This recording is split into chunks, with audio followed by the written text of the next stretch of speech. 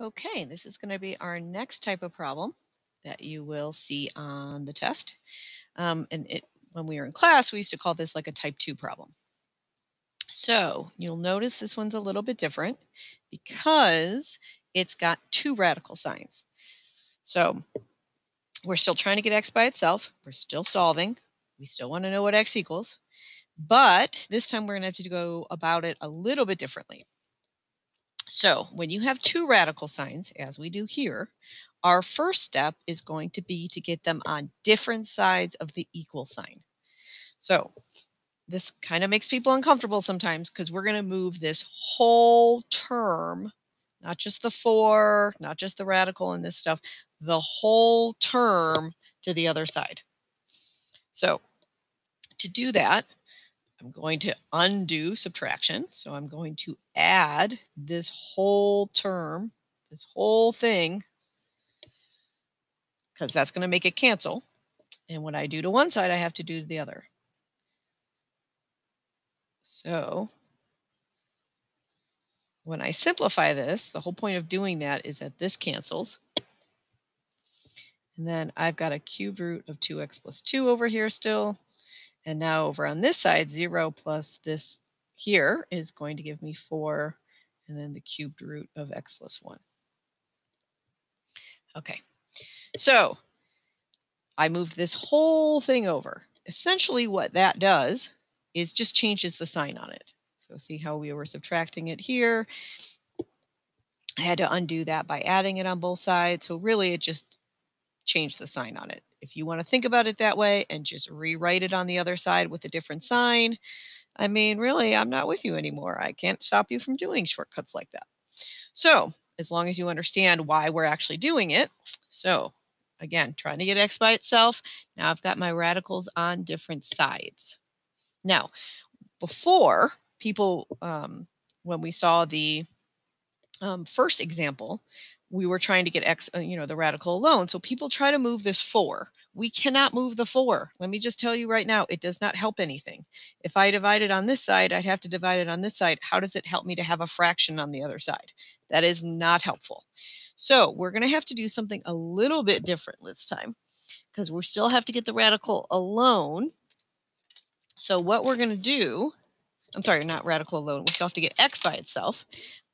But to do that, we have to get rid of these radical signs. Well, to undo taking the cubed root of something, I have to cube it or take it to the third power. So I'm going to take both of these to the third power. So that side and that side. So what I do to one side, I do to the other. And again, this is just going to make my radical signs disappear. But I want to make a comment about these radical signs. This not only is taking the cube root, but it is also currently grouping the x plus 1 under here. So you're going to see when I go to simplify it to the next step that it's important that I keep that x plus 1 grouped. This 2x plus 2 can also is going to stay grouped, but I don't have a number on the outside, so I don't really have to worry about it so much. So taking cubing all of this leaves me with just 2x plus 2 on this side. Okay, that just got rid of that. This is where things get a little bit tricky because this x plus 1 is definitely going to come out of the radical, but I'm going to keep it grouped. And the reason I'm doing that is because not only was this cubed, this was also cubed. So I'm taking 4 to the third power. So when I cubed this, it got rid of the radical. When I cubed this, I'm going to get a different number. And I'm pretty sure I'm going to get 64. So let's go to the next step. I have 2x plus 2, and that's going to give me 64 times x plus 1. And now I have a multi-step equation. So this is back to something that you could have seen in Algebra 1. So we did the Algebra 2 steps. We did the new stuff. From here, this is Algebra 1 steps. So 2x plus 2 does not change. I have to distribute first. So I've got 64x plus 64. Now, I need to get all my x's on one side. I'm still trying to solve for x, and now it's free of the radical sign. I can move it kind of around how I want. I like to move my x's first, so I'm going to move my 2x to the other side. And the reason I did that is because now I have 2 over here. I've got 62x plus 64 on this side. Okay, so notice now I have a one-step equation. I'm sorry, a two-step equation. Now, a lot of people want to move this 2 again. Well, that doesn't actually help us. That means we have nothing on this side and everything on the same side of the x. So remember, we're still trying to get x by itself. So to get this by itself, I'm going to subtract 64 on both sides. So I have negative 62 on this side, and I have positive 62x on this side.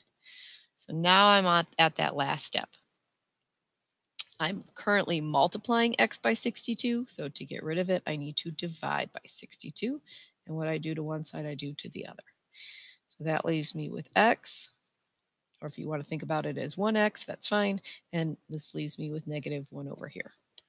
Now, some people don't like it written like that. They think it's backwards.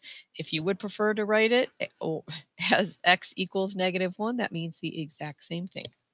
All right, and now you could do the big ideas practice for these problems.